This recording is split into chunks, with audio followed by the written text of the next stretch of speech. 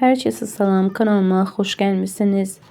Pünhan İsmayıllı'nın 60 illik yubileyində show biznes nümayəndələri çıxış edib.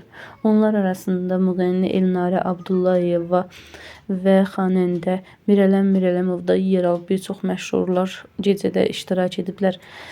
Əməkdar artist Elnarə Abdullayeva və Mirələm Mirələmovun canlı ifaları izləyən hər kəsi xoş edib. Bunun görüntüləri sizlərə təqdim edirəm.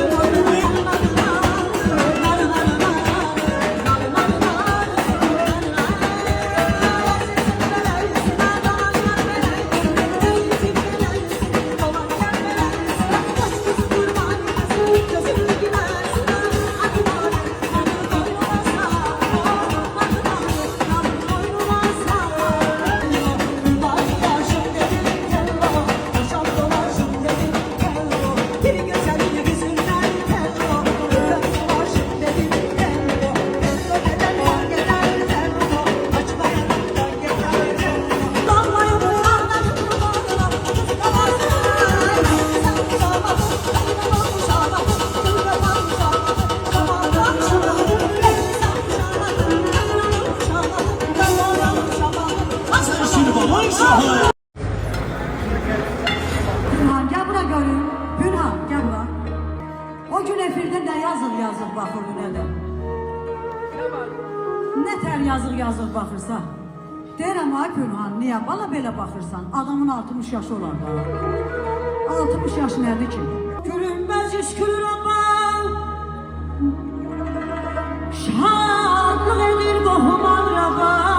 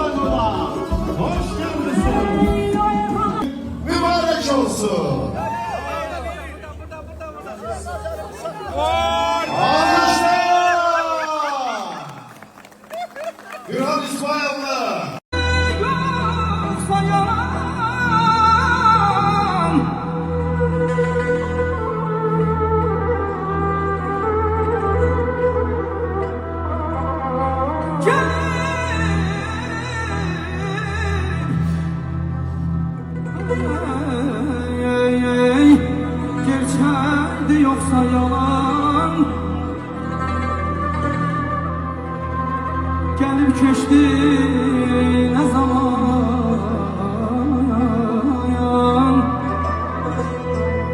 sevginin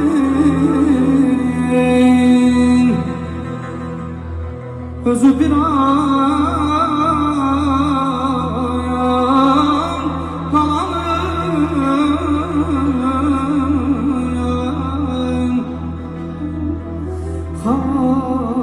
hatirədir.